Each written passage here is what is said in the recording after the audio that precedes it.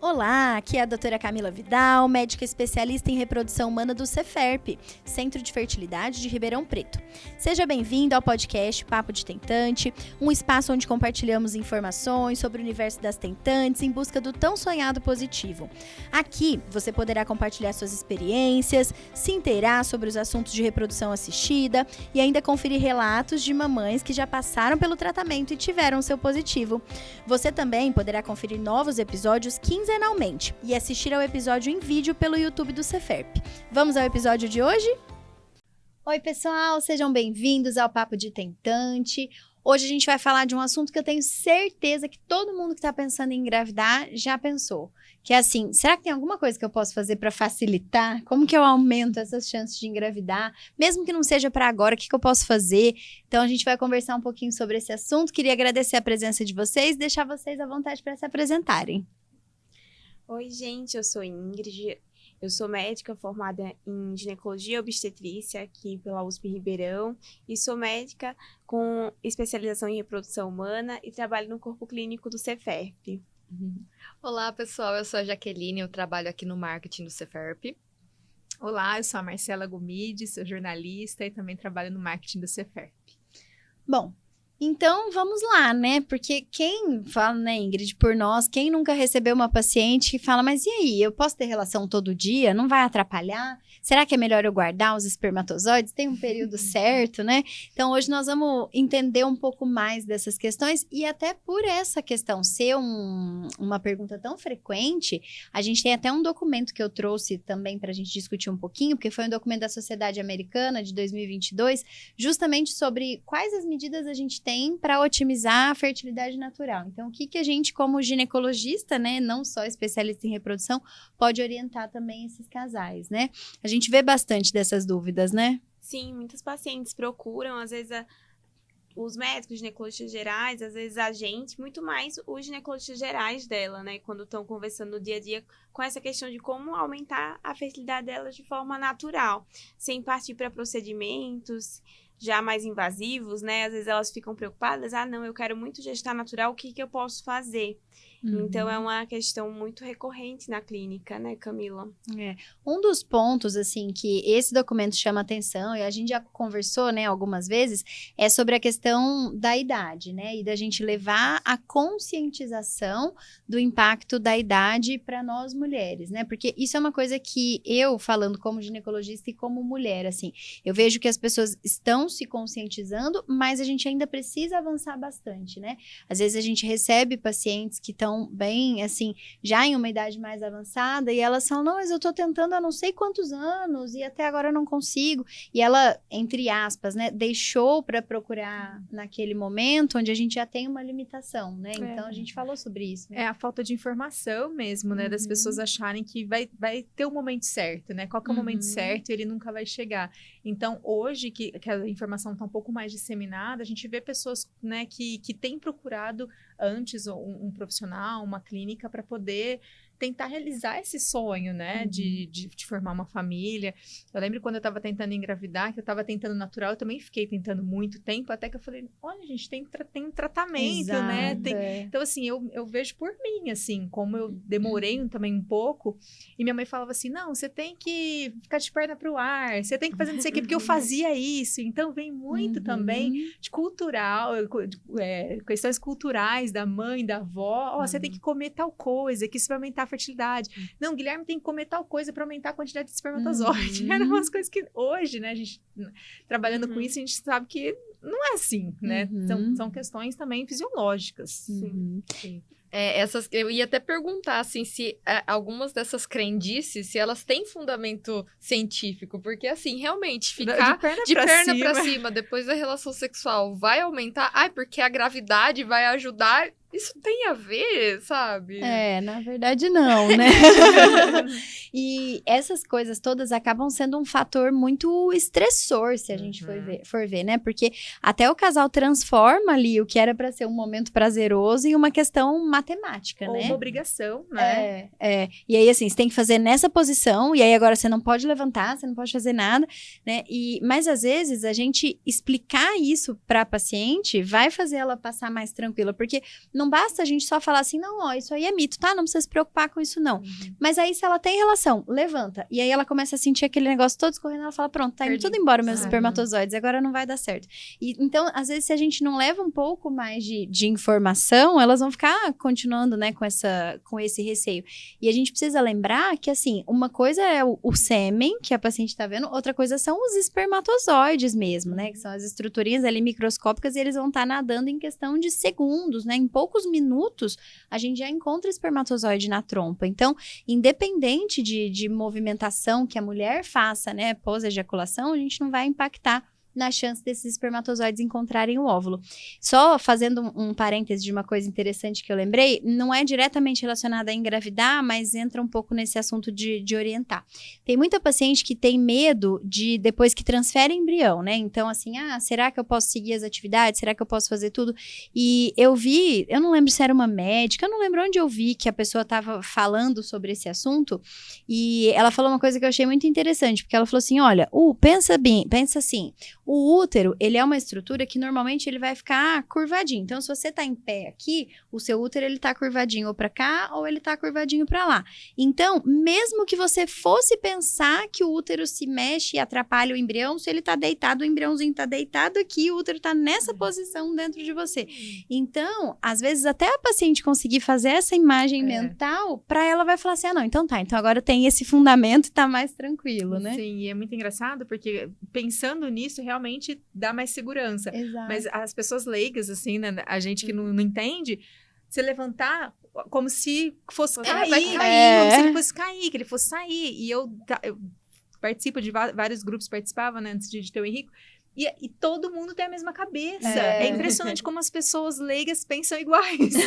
E eu acho que é isso que a Camila falou. Se você só disser, é mito, é o que você tá vendo. Eu estou vendo sair, não é possível. Exato. Precisa ter uma explicação, sim, né? Você precisa explicar o que tá acontecendo. Então, não, eu tô vendo sair. Essa médica falou isso, mas eu tô vendo. Essa médica não sabe de nada. Mas e ainda junta que quando a gente vai transferir, por exemplo, a gente muitas vezes passa uma gaze que tem bastante soro, né? Então a gente molha ali o canal vaginal para poder limpar, para poder fazer. Então na hora que a paciente já levanta achando que vai sair e ainda escorre o líquido, ela fala, tá vendo? Ela já põe uma... Tem certeza, já foi. E na verdade não tem nada a ver, né? Então a mesma coisa vale para essa parte de posição. Outro ponto também é sobre isso de ter relação todos os dias, né? Então, de que tem que ser todos os dias. E a gente sabe que isso não vai impactar, né, Ingrid? Tanto ter todos os dias, quanto umas já vem o contrário, né? Não posso ter todos os dias, porque o sêmen vai ficando fraco. Não pode ter muita frequência, porque tem que economizar para o momento certo. E a gente vê que nenhuma das duas coisas, elas realmente interferem, né? Então, antigamente, isso de ter todos os dias, e agora eu acho que tá uma onda mais... Até pelo contrário, das pacientes. O contrário, eu já ouvi muito. De falar assim, não, se você fizer todos os dias, a qualidade deles vai diminuir, a quantidade diminui, então não vai dar certo. Sim, as pacientes, eu acho que hoje em dia eu vejo mais isso até do que de todos os dias, né? os dias. Não, vamos economizar aqui. Vamos economizar. E a gente vê que não é bem assim, né? É como na academia, né? Não pode ser todo dia de perna. Tipo isso. Mas é o pensamento. Não, olha, vai enfraquecer. Não, até porque o homem, ele não perde, né? Ele não nasce com uma quantidade igual a mulher nasce, né? Então, ele produz isso, então, até determinada idade, tá ok. Então, você ficar 3 dias sem relação sexual ou... O que a gente vê justamente na questão de muito tempo, a partir ali de 5 dias, a gente já vê uma redução na qualidade daquele espermatozoide. Então, longos períodos sem ejacular seria pior do que tanto ele passar 2, 3 dias, quanto todos os dias, teria uma qualidade semelhante. Agora, longos períodos, a gente vê uma redução na qualidade. Então, ele ficar sem ejacular longos períodos, pensando em fazer um espermograma, pensando em colher um sêmen para congelar, ou um sêmen para a gente formar embrião ali numa FIV, ou para um namoro programado, não teria fundamento. Então, esse pensamento de economizar, de guardar ali para ter mais espermatozoide, realmente não é válido. Você tocou num ponto que eu tenho muita dúvida, que é com relação ao namoro programado, né? Ele realmente aumenta as chances de engravidar? E como que é feito isso? Tem os dias certinhos? uma técnica viável? É viável, principalmente quando a gente tem suspeita de alteração na ovulação ou aqueles casais que têm dificuldade de sincronizar o período fértil, né? Porque, falando dessa coisa de aumentar a chance de engravidar, tem muitas não, mas assim, a gente já ouviu histórias, né, de pacientes que falam, não, eu fui lá e tomei por conta um indutor de ovulação. Porque isso aí vai aumentar a minha chance. Meu Deus. E, na verdade, não é bem assim, né? Porque, meu Os Deus perigos mesmo. da automedicação. Exato. E as pessoas tendem a achar que assim, não, é o tipo de remédio tranquilo, né? Não tem problema. E, na verdade, a gente não sabe como é que essa paciente vai responder ao indutor de ovulação. E se crescerem vários folículos e ela aumentar o risco de nascer vários, né? Tem alguns indutores de ovulação que podem atrapalhar o endométrio também. Então, às vezes, ela usa achando que está ajudando, mas, na verdade, está atrapalhando por outro lado. Então, toda medicação a gente sempre tem que acompanhar. E quando a gente fala nessa questão de namoro programado, né? Quem mais se beneficia é quem não ovula ou quem tem dificuldade de sincronizar o período fértil. Porque o que é interessante também a gente orientar é que, às vezes, a paciente tem a sensação assim, poxa, ela já faz tudo certinho, ela ovula, ela tem relação no período fértil, mas, então vamos fazer um namoro programado para aumentar as chances. Só que, se essa paciente é ovulatória, se ela percebe o momento da ovulação, se eles conseguem ter relação no período fértil normalmente, é como se eles já estivessem, entre aspas, programando o namoro todos os meses, sem precisar da nossa intervenção e do nosso estresse ali de ficar, te dá remédio, vem, faz ultrassom, agora faz injeção. Então, a gente tem que tomar cuidado porque ele é um tratamento bom, de baixa complexidade, mas quando bem indicado, porque senão, às vezes, a gente só agrega mais artificialização e não necessariamente agregar em chances, né, Ingrid? Eu acho que é bom a gente falar em perder tempo, né? Quando a gente tá falando em reprodução. Que às vezes as pacientes, elas ficam... Eu já vi pacientes anos usando indutores de ovulação. Elas não tinham problema nenhum em ovular. Não era um fator de infertilidade. Elas estavam... Naturalmente, elas realmente ovulavam todos os meses. Então, não era esse o ponto. E elas ficam usando por muito tempo indutor de ovulação, achando que tá fazendo algum tratamento. Mas não é o fator de infertilidade dela. Não é o que tá atrapalhando ali aquela gestação. Então, às vezes, elas perdem tempo com um tratamento que não é o adequado para elas, porque elas simplesmente... Pelo achismo, porque a amiga fez, a prima fez. A filha da vizinha, do meu tio fez e deu certo. E nesse momento é muito importante pensar na individualidade, né? Sim. E na responsabilidade dos profissionais, de saber uma pessoa realmente que sabe do que tá falando e não simplesmente alguém que acha que daria certo.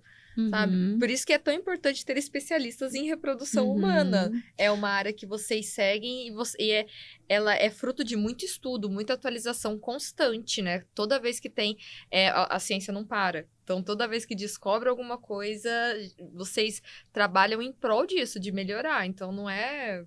E também pelo fato da gente estar avaliando o casal, né? Porque quando a gente fala em infertilidade, ninguém engravida sozinho. Então, eu já atendi paciente que fala, não, mas eu sei, o problema é meu, eu não ovulo, eu tenho ovário policístico, eu fico um tempão sem menstruar.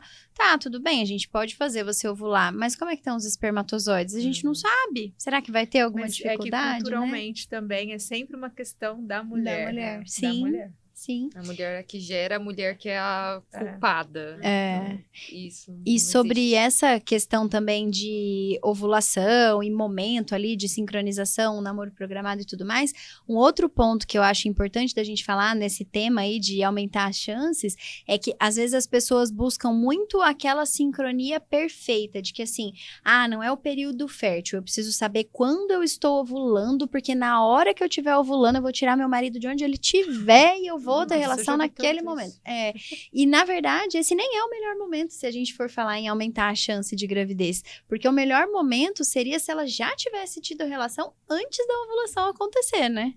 É tão difícil também saber que está ovulando, porque a gente tem alguns sintomas, mas será que realmente é aquela dorzinha que dá, ou a clara de ovo que sai? Esse é o momento, digamos assim. São sinais. Sinais. Sim, mas a gente não... É muito difícil a gente Muito saber difícil. exatamente. No ciclo natural, a gente saber o momento exato que aquele óvulo foi liberado. E eu acho engraçado que enquanto tem algumas mulheres que falam, eu não sei, nunca percebi, tem gente que tem uma confiança sobre saber o próprio corpo muito grande. E assim, são sinais de ovulação, a gente acredita que por esses sinais a pessoa realmente tá ovulando, mas a gente não tem como dizer, é exatamente essa hora. E eu acho engraçado que as pessoas que têm a certeza absoluta, elas têm muita certeza. Só, eu tenho certeza, foi hora E fala até o horário, às vezes, né? Vai descer às normalmente à tarde. 15h33. Agora, ó. Então, nossa. Muito conhecimento.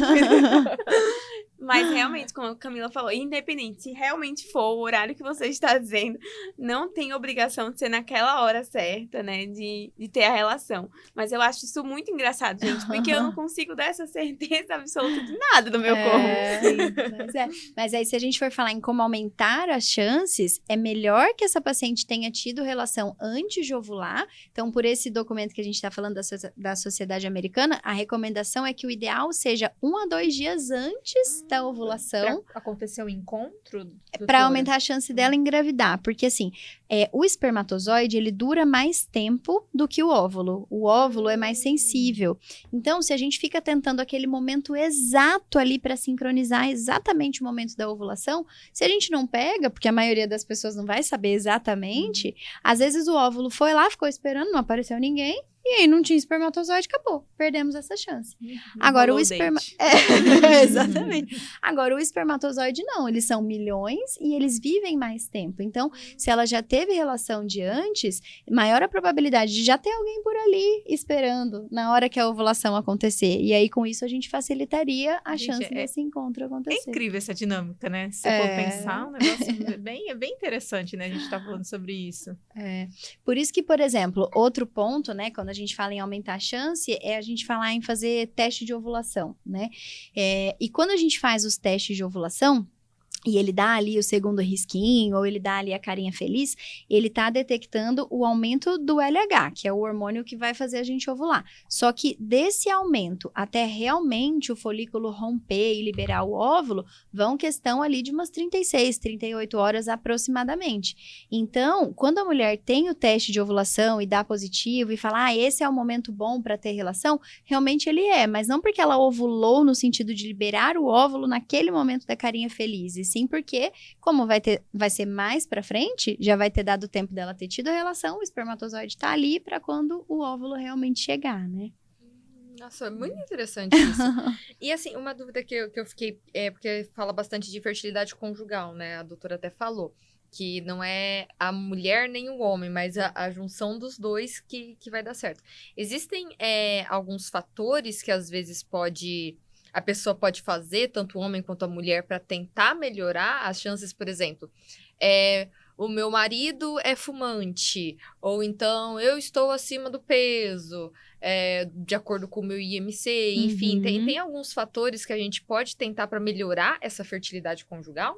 Tem, assim, são fatores para a gente cuidar da nossa saúde e da fertilidade, mesmo que a gente não esteja querendo engravidar agora, né? Mas se for algo para o futuro. Porque, por exemplo, a gente falar no cigarro, o cigarro ele pode acelerar, inclusive, o nosso gasto da reserva ovariana e fazer com que a gente acelere, né, esse gasto. Então, a gente tem uma reserva ovariana mais baixa, a gente poderia aumentar esse risco só pelo fato da gente fumar. Então, mesmo que eu não esteja tentando engravidar nesse momento, se eu fumo e continuo fumando, eu posso aumentar a minha dificuldade lá na frente, né? Para os dois sexos, né, Camila? Para ambos. Não só para a parte da fertilidade, mas é muito importante reduzir a carga tabágica, né? Não fumar, mas eu acho que isso é um conhecimento geral. Mas se tratando de fertilidade, eu acho que é pouco falado, né? Pouco discutido. A gente sempre fala de malefício do cigarro em relação a outras coisas, mas eu acho que é importante a gente falar da parte da fertilidade também. Até se você é fumante passivo, por exemplo? Da parte de fumante passivo, acho que não tem muitos estudos falando, não, né? Eu imagino que não tenha que não muito. Tanto, tá? Mas a gente fala muito de cigarro em relação também à disfunção erétil, né? Eu acho que da parte de reprodução, da parte de fertilidade, as pessoas discutem muito a parte de disfunção erétil, mas não seria só isso. Seria também na qualidade dos espermatozoides e na reserva ovariana. Então, ele interfere muito na parte da fertilidade. Pra gente ter uma noção, até deixei esse dado anotado, que eu achei muito interessante. Eu tava revisando esse documento pra gente conversar um pouquinho, né? E eles colocaram um dado que eu acho interessante da gente falar pra ajudar a ficar palpável, é o que a gente tava falando, né? Das informações. De que a menopausa ocorre, né, em média, 1 a 4 anos antes em mulheres que fumam, em comparação a mulheres que não fumam. Mesmo, então. Nossa. Exatamente. Justamente porque a gente tá gastando muito, mais. né? Se a gente for olhar, Muito. é muita coisa. Não, e assim, de 1 muita a 4 anos, gente, é muito, sabe? Por exemplo, se a gente normalmente fala que a partir dos 35 anos, né, que a reserva ovariana vai diminuindo mais. Então, assim, eu tô com 30 eu tô com quanto? Mas você não fuma. Não tá na menopausa, não nem estou, próxima. mas, por exemplo, se eu fumasse, seria algo assim que, sabe, viria antes, adiantaria, acarretaria danos na minha reserva ovariana. Sim. Então, Já é tão cedo, né? Imagina mais cedo ainda. Exatamente. Para nossa realidade hoje, a nossa idade da menopausa já é uma idade que para nós é muito jovem, né? Se for comparar com antigamente, né? E outras questões de estilo de vida também, né? Então, é o que a Ingrid falou, muito já é conhecido, mas acho que é importante a gente chamar atenção para a fertilidade, né? Porque senão entra naquela coisa do tipo, todo mundo sabe faz mal isso. Mas às vezes não pensa que faz mal até esse ponto, igual quando a gente tá falando agora dessa questão da menopausa, né? Então, mesma coisa para excesso de álcool, uso de outras drogas, os extremos de peso. Às vezes a gente olha e fala muito só da questão da obesidade, mas o extremo para o outro lado, então, pacientes com IMC muito abaixo também podem ter impacto na fertilidade, até pela questão de impacto na ovulação, né? Então, é muito comum a gente ver atletas, essas pessoas que têm um percentual muito baixo de gordura corporal, muitas vezes essas pacientes não menstruam, justamente pelo desequilíbrio hormonal que tudo isso traz também e atrapalha a ovulação. Então, são fatores para a gente cuidar e que aumentariam as nossas chances de engravidar quando a gente quiser. Isso tanto né? na mulher quanto no homem, né? Nesse caso. Tanto, mas assim, principalmente para a mulher, né? Nessa questão da ovulação. Mas, por exemplo, a obesidade para o homem também impacta na questão dos parâmetros seminais, né? Até por uma questão anatômica mesmo. Porque, assim, para o testículo funcionar adequadamente, ele precisa ter condições principalmente ideais de temperatura, né? E a obesidade, ela vai fazer com que a região do testículo não tenha não consiga manter a mesma temperatura, por uma questão, né, anatômica mesmo. Então, isso também pode impactar na qualidade, na chance da gente conseguir espermatozoides. Eu lembrei de um ponto muito importante também na questão do homem. Os urologistas do CEFERP falam muito a questão do celular no bolso do homem, que isso também, a questão da alta temperatura também, você usar um notebook no colo. Então, são várias coisas. A gente não pensa nisso, né? Mas hoje em dia, quem não tá, hoje né? em Com o dia telefone é no muito bolso. normal, todo mundo com o telefone no bolso. Então, assim, são coisas que a gente precisa ficar atento mesmo, para depois, no futuro, a gente olhar Sim. o que é que aconteceu. Mesma coisa, calor, né? Exposição a calor, altas temperaturas, roupa justa. Então, esses cuidados vale a pena a gente orientar, né? Para que a gente tente mudar mais o nosso foco por uma questão de prevenção, de cuidado com a saúde, do que só de, entre aspas, remediar o que a gente encontrou lá na frente, né? A prevenção é sempre a melhor saída, né? O melhor remédio. Porque lá pra frente, que nem a gente conversou já em outros podcasts, pode ser que lá pra frente você não queira ter filhos, caso você tenha dúvidas agora. Mas e se você quiser, sabe? Então, se prevenir, pensar antes é melhor. E querendo ou não, são questões de saúde geral, que nem a gente tá falando. De estilo de vida, de ter uma alimentação balanceada, não ter obesidade e também não estar muito abaixo do peso, não fumar. E outro ponto muito interessante também, que até eu estava lendo esses dias, é sobre o estresse. A gente sabe como o estresse é extremamente prejudicial para nossa vida no geral, mas eu fiquei em choque quando eu vi que afetava a saúde que a gente banalizou o estresse. Né? Todo mundo tá estressado. A gente glamorizou o estresse, tô né? estressada. Mas ele é muito nocivo. Muito. E aí, quando eu vi isso, que a Paola Oliveira, ela fez o congelamento de óvulos dela, porque, a atriz, né, fez o congelamento de óvulos dela porque ela viu que tinha afetado a qualidade dos óvulos, por conta do estresse. Gente, eu fiquei assim, em desespero. Meu Deus, e agora? Já acendeu um alerta ali. Adorei. Aí eu fiquei... Tá, e agora? hora que eu faço. Não, e são várias questões, né? Tanto que, assim, tem muitos estudos tentando justificar por que a gente está tendo realmente mais dificuldade para engravidar. E tem todas essas questões, não só da gente deixar para engravidar mais tarde, do estresse, dos nossos hábitos de vida.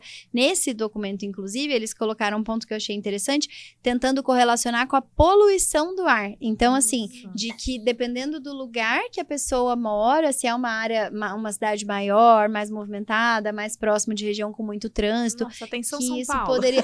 São pessoas de São Paulo.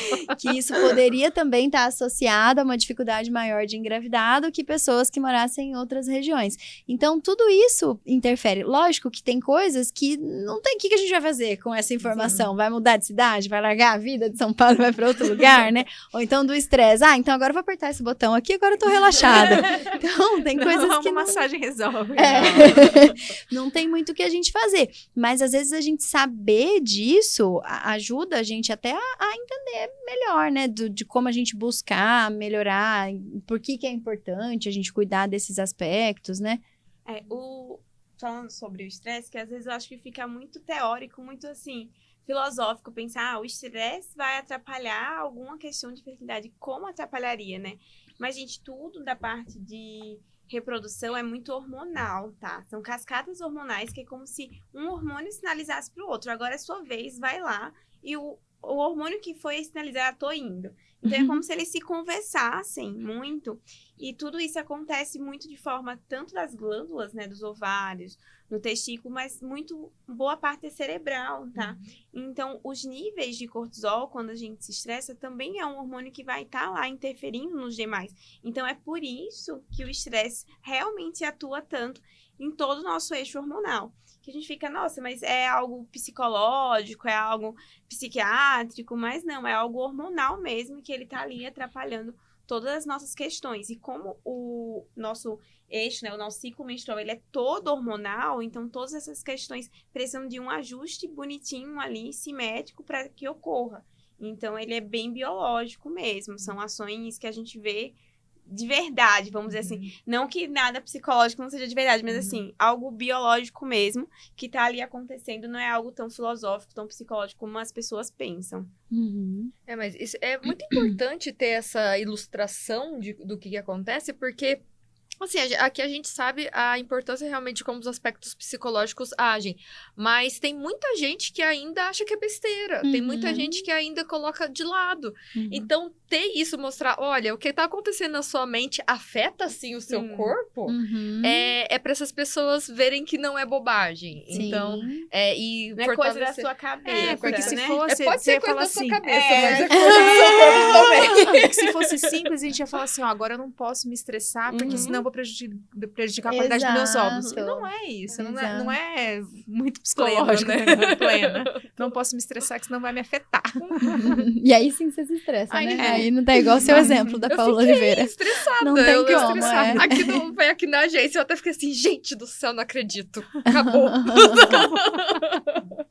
Não, e existem as maneiras de prevenir, né? O Ceferp, inclusive, tem até o projeto Bem-Estar, que pensam nessas terapias complementares. Então, assim, a gente falou da alimentação, tem nutricionista que fala, que direciona a alimentação que a pessoa deve ter. Acupuntura também para ajudar a relaxar, para estimular a regulação hormonal. Sim. Os psicólogos, a massagem mesmo, que você falou assim, uma massagem, porque desestressa. E eu tenho um relato de massagem, eu passei por isso. No dia da minha transferência, eu fui fazer massagem, e eu saí de lá, eu tava muito bem. Eu falava assim, nossa, precisava passar por esse momento, porque a gente sai tão tensa, o que será que vai acontecer? Nossa, eu dou esse relato pra todo mundo. Foi maravilhoso. Eu saí muito mais tranquila e confiante, assim. E mesmo que a gente diga, por exemplo, isso, a massagem não vai mudar a taxa da transferência, né? A taxa de sucesso da transferência. Mas é algo que te relaxou, que deixou você mais tranquila pra viver aquela experiência de uma forma positiva, né? Sim. Eu acho que a gente tem que pensar muito nisso, em como você vai viver aquela experiência de uma forma mais leve, de uma forma mais positiva. Porque, queira ou não, a jornada, ela é pesada, né? Colocou minha cabeça no lugar, assim. Eu tava muito estressada, pensando em muitas coisas. Eu fui pra massagem, eu saí e falei, nossa, tô zen, não tô pensando. Eu simplesmente vou. entendeu? Mas eu vejo que é mais isso mesmo, né? Assim, é mais o significado da massagem. Não é a questão de você ir lá massagem. Exatamente. É a questão de que você parou, você teve um cuidado com você naquele momento, você se deu aquele tempo de esvaziar a sua cabeça, né? Sim. Então, é o significado por trás daquilo, né? E sobre essa questão, a gente na medicina, a gente fala muito desse lado técnico, desse lado da ciência, de que os estudos, e é o nosso papel, a gente tem que ser transparente com relação ao que a ciência mostra, mas a gente tem que lembrar que a gente é biologia, né? A gente é um conjunto ali. E a ciência, muitas vezes, ela não vai conseguir levar em consideração todas essas variáveis, né? Até porque, para a gente falar em estudos, a gente vai tentar isolar o máximo de variáveis possível, procurando ali uma correlação. Mas eu tenho um conjunto de variáveis, você tem outro, a Jaque tem outro. Então, a gente tem que individualizar isso também, né? E aí a gente entra nessa questão, por exemplo, da nutrição, da acupuntura. A gente fala da questão científica, mas ela é além disso, né? Entra no que a gente está falando, de um cuidado com a gente, da própria acupuntura ajudar no manejo do estresse, da ansiedade, da percepção de que, assim, olha, eu tô investindo o máximo em mim, no meu cuidado, no meu tratamento, para que ele seja o melhor tratamento possível, né? Eu gosto muito da gente falar sobre isso, porque, assim, o controle do desfecho final a gente não tem. Então, o que a gente tem que buscar, né, quando a gente tá num tratamento ou tentando, é olhar e falar assim, bom, o que tá ao meu alcance eu tô fazendo e eu tô controlando. E se tá ao meu alcance, cuidar bem da minha saúde, da minha alimentação, fazer a acupuntura, fazer a massagem, né? Eu vou fazer para que eu possa olhar para trás e falar, bom, o resultado foi esse aqui? Era o que tinha para ser, porque o que tava de ferramenta disponível para fazer, a gente fez, né? Até porque, assim, a mulher é a casinha, né, do bebê. Então, ela precisa estar bem. Sim, sim. Tudo que o neném vai pegar, assim, enquanto tá na barriga, ele pega nutrientes da mãe, né? Então, assim, imagina se eu, enfim, quero engravidar. E aí eu tô com todas as minhas vitaminas baixíssimas, eu tô desidratada, eu tô com queda de cabelo por causa de alguma coisa. Isso são sinais que o corpo dá de que eu não tô bem. Agora, imagina se tiver outra pessoa aqui pegando nutrientes meus. Gente, assim, vai dar ruim pra nós dois. E pelo próprio fato de que, assim, engravidar para nós como seres humanos já não é fácil normalmente. Então, assim, não é só num tratamento. Para nossa espécie, em comparação, né, a outras, a gente tem uma limitação maior. Então, engravidar para nós já é uma questão de tempo maior do que quando a gente está falando de outras espécies. Então, ela precisa de uma certa determinação. Eu vou fazer isso repetidamente. Então, para a gente ter condições emocionais de fazer isso repetidamente, a gente tem que se cuidar no caminho, né? Mesma coisa, não adianta a gente falar assim, eu vou sair para correr uma maratona e eu vou sair correndo loucamente aqui nesse primeiro quilômetro. Nós não vamos chegar até o quilômetro 42, né? Então, tem todo um treino para aquilo, você vai fazer no pace, que agora eu tô tentando aprender. Ela falou ali, nossa, ela tá muito fitness, olha só, vem corrida CFERP, vem, nós vamos correr. Olha só.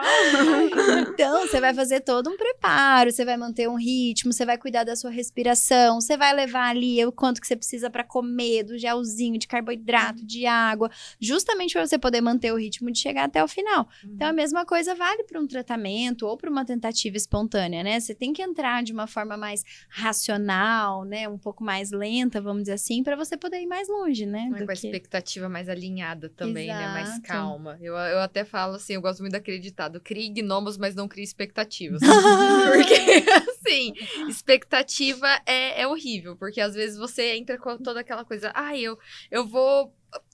Tirei o DIU. Nossa, agora eu vou engravidar. Aí não deu certo. Aí você vai tentando, aí você tenta anos, aí você toma sozinha. Aí estressa. Aí você estressa, aí toma um indutor de ovulação, aí procura um médico, aí agora vai dar certo. E tem vários fatores, e a expectativa lá. Então, isso afeta demais, né? Porque você, querendo ou não, tá trabalhando com o sonho de alguém. Então, o trabalho que o CFERP faz de ser transparente é realmente digno de dar os parabéns, assim, que quando eu falando assim por pessoa de fora, quando eu conheci vocês e vi que vocês realmente tinham esse cuidado, que não é uma questão de números, mas é uma questão de pessoas, é realmente muito bonito de ver, dá pra ver e sentir. só vou pegar um gancho do que a Camila falou e do que você falou também, Jaque, sobre o resultado final do que a gente espera, né? Que a gente tá falando tudo isso de manter a cabeça mais tranquila, manter o corpo mais, né, saudável, tudo. Porque o nosso objetivo final, ele não é aquele teste positivo, né? A gente tá pensando que aquela pessoa, ela vai construir uma família, aquele casal vai construir uma família, aquela mulher vai construir uma família. Então, o resultado final vai ser aquela família construída, aquela criança nascendo.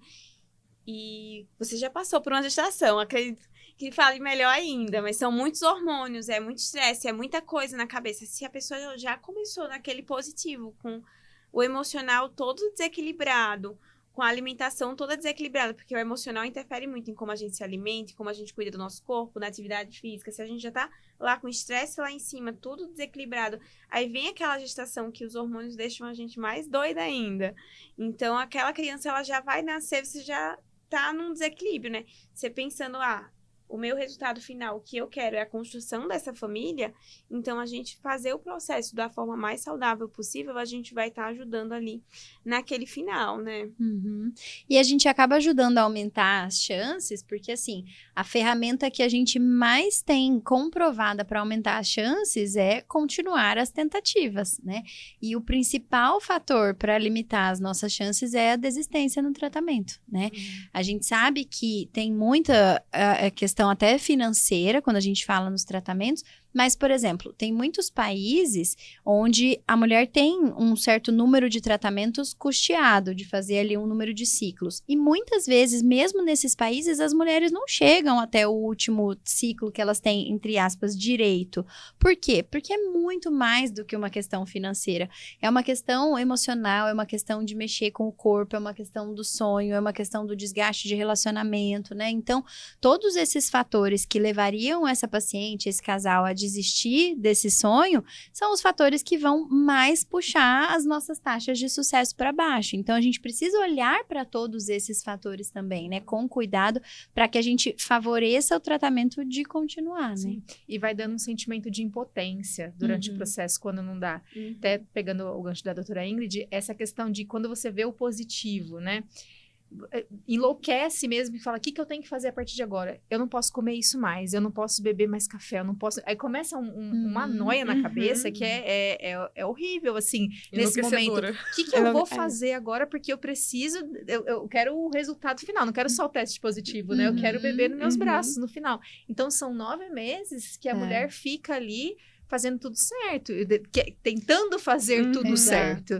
Né? E às vezes o certo do leigo é diferente, né? De não comer tal coisa, eu não vou correr, eu não vou andar rápido, eu não usava salto, gente. Nossa. Eu não usava salto com medo. E aí depois eu parei e falei, gente, como assim? Como não vou usar salto? Então, mas isso só depois, né?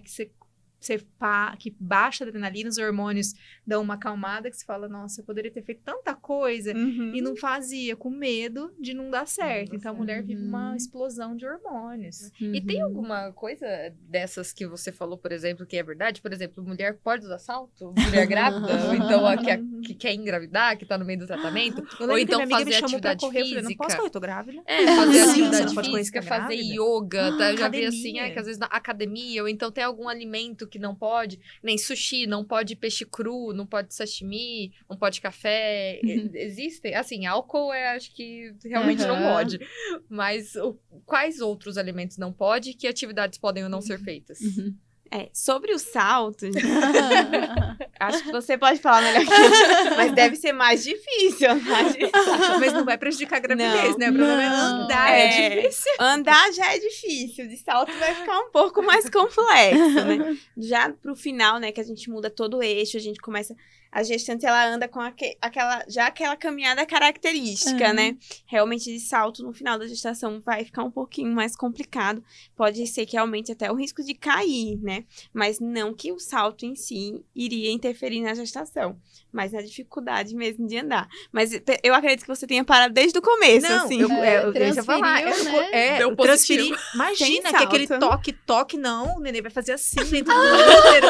Mas eu nunca tinha ouvido ele vai isso. se encaixar. O do Gente, salto não, eu também é nunca muito tinha doido, ouvido. é muito doido. Mas faz sentido, porque às vezes tem gente que preocupa com buraco. Por É. exemplo, eu tenho que voltar pra casa agora e a estrada é muito ruim. Será que eu posso ir mesmo assim? Porque vai passando em um monte de buraco. Fala, não, gente, o embrião não O neném vai passou. ficar assim na barriga. É porque, nossa, a gente fica muito fora, Mas assim, dá do medo, eixo. né? Dá medo. Do café, em específico, sim, tá? A gente tem, tanto para a parte da fertilidade, ele interfere, quanto aumenta a taxa de aborto. Então, a gente orienta 2 a 3 xícaras de café por dia, tá? Não é também ficar 0 café, né? Acho que para os viciados em café, né, Camila? Muito difícil, É Muito difícil. difícil. Mas dá uma reduzida ali na quantidade, que já tá suficiente. Não precisa ficar 0 café. A minha mãe, na época, ela sempre fala de Coca-Cola, café e Coca. Gente, ela disse que ficou 0, porque pra ela café não era nada. Mas Coca, na época, lá atrás, né, falaram pra ela que grávida não tinha que ser 0 cafeína. Então, ela não podia tomar um copo de Coca. Ela disse que quando eu nasci, a primeira coisa que ela pediu foi um copo de Coca-Cola. Ela nem viu você. É. Nasceu. Ai, que bom, me dá uma Coca-Cola, por favor. Sim, não é... Gente, calma, não é também assim 0. Mas a gente pede pra reduzir mesmo a quantidade de cafeína durante esse período, porque principalmente a questão da cafeína, ela prejudica tanto a parte da fertilidade, quanto na gestação ela aumenta o índice de aborto. Para os homens também a cafeína é prejudicial na Sim. qualidade espermática? Sim, quantidades exageradas de cafeína interfere. E exercício físico, gente, é super importante continuar. Gente, eu acho que hoje em dia todo mundo vem batendo nessa tecla, né? Todos os obstetras. É muito importante continuar a atividade física. Gestantes não precisa ganhar aquele peso todo que a gente achava no passado lindo, quando Nossa, ganhava 30 quilos. ai, né? que maravilha. Uma criança nasce com 3. Não, mas é saudável, gente. Não é saudável. Não é, Não é imagina, saudável. é. Pode continuar a atividade física normalmente, não interfere, não prejudica o nenê. E como você falou, álcool é 0, tá? A gente não tem uma tacinha de vinho, só um pouquinho. Não existe nem uma porcentagem de álcool segura, né? que seria segura na gestação. Acho que é importante também explicar por que o álcool não pode. Porque, assim, é algo que quando eu era mais nova eu ficava meio assim, o que foi? Por que não, sabe? E aí eu descobri que é porque o álcool, ele, na verdade, é uma substância tóxica pro nosso organismo, né? Que podem me corrigir, vocês são especialistas. Mas, assim, que todo o sentido da embriaguez, a ressaca depois, é o pós por ele ser uma substância tóxica. Então, por isso que ele faz mal para a saúde e não pode na gestação. Na verdade, em questão da gestação, existe uma síndrome fetal que se chama síndrome alcoólica fetal, que ela provoca muitas malformações no feto. E a gente não tem nenhuma quantidade mínima dos estudos que diga, a partir dessa quantidade pode provocar essa síndrome, tá? Então, a gente contraindica qualquer dosagem. Até porque a gente tem muita dificuldade em fazer estudos em gestantes, né? Então, a gente nunca vai fazer um estudo, 50 gestantes vão tomar 1 copo de cerveja por dia, 50 gestantes vão tomar 2 e vamos ver quem que vai ter bebê mal formado. A gente nunca vai poder fazer um estudo desse, né? Graças a Deus. Graças a Deus, por questões éticas. Não podemos fazer esse tipo de estudo. Então, a gente realmente não recomenda, porque causa malformação no feto. Entendi. Até o final da gestação, né? Até o final. Porque eu lembro, eu tava com 9 meses, um casal de amigos pediram pizza lá em casa. Quer tomar uma tacinha de vinho? Não posso. Mas já tá com 9 meses, já tá todo formado. Não, Falei, mas eu não posso, entendeu? Que perigo, né? Falei, não, eu tinha consciência, mas eu nunca fui de bebê mesmo, então assim, Mas eu não é um acho problema pra mim. as pessoas interferem muito na vida da gestante, né? Dão as opiniões, né? Já tá Não na hora vai nascer, então. não vai nascer. Depois que nasce, Você já então, foi ver mesmo? palpitam mais ainda. Eu imagino. Palpitam antes de você ter, né? Casou, tem que ter filho. Cadê a criança? Aí Sai começa a engravidou? palpitar nisso que a gente tá falando. Na posição, você tá deitada, você tá comendo o fisales, o inhame, não sei mais o que, né? Nossa, gente, as pessoas se Nossa, eu imagino muito. alguém palpitando nas posições que você tem que fazer. Não, pra imagina poder- você conversar com a sua mãe sobre isso, né? Minha filha, porque na minha época eu fazia assim, e você tá lá, não, mãe, eu só não quero quero saber disso. Não quero saber. É difícil. Ai, a gente atendeu um casal hoje, eu achei engraçado, porque eles foram com a filhinha deles, né? Ai, foi uma fofura hoje. Foram com a filhinha deles, que já tem, acho que 3, 4 anos. E aí ela foi assistir a parte da transferência e eles falaram: olha, é assim que se tem bebê, viu? Mulher, vai ser bem mais fácil pra explicar pra ela. Pra eles é muito mais fácil. Olha só, filha, como foi que você veio aqui pra Bahia? É muito melhor, né? Facilita uma conversa aí longa. Verdade. Bom, acho que é isso, né? Que a gente tinha separado pra falar. Conforme forem surgindo as dúvidas, a gente vai falando nos outros episódios, né? Se eu pudesse deixar uma mensagem final pra esse episódio, era isso, da gente parar de ficar escutando todos esses palpites e ficar perdendo tempo, né? Que é um tempo relevante da gente passar por avaliação, receber orientação. Às vezes tem paciente que chega com essas dúvidas simples, porque eu já conversei com um, com outro. Se tivesse passado numa consulta, às vezes estaria muito mais tranquilo tendo relação ali, sem essa preocupação toda, né? Então, quebrar esse tabu realmente de que precisa demorar, precisa ficar tentando, precisa se estressar com tudo isso e procurar uma avaliação, receber orientação apropriada para o seu caso, né? Então, espero que quem esteja ouvindo e que conhece alguém nessa situação, mande esse episódio, né? Para poder ajudar a gente nessa função de desmistificar um pouco tudo isso, né? Com certeza, que o Papo de Tentante é feito para isso, para passar conhecimento, para tirar essas dúvidas. E assim, quando a gente participa é sempre muito gratificante, porque a gente vem com essas dúvidas, assim, que são dúvidas do público, que eu tenho certeza que às vezes... Isso da posição foi a primeira coisa que a gente falou. Eu tenho certeza que quem começou assistindo você tem que usar a gravidade a seu favor. O travesseiro debaixo do quadril, aquelas coisas. Então, ciência, conhecimento é o norte. Muito obrigada, gente. Tchau, tchau.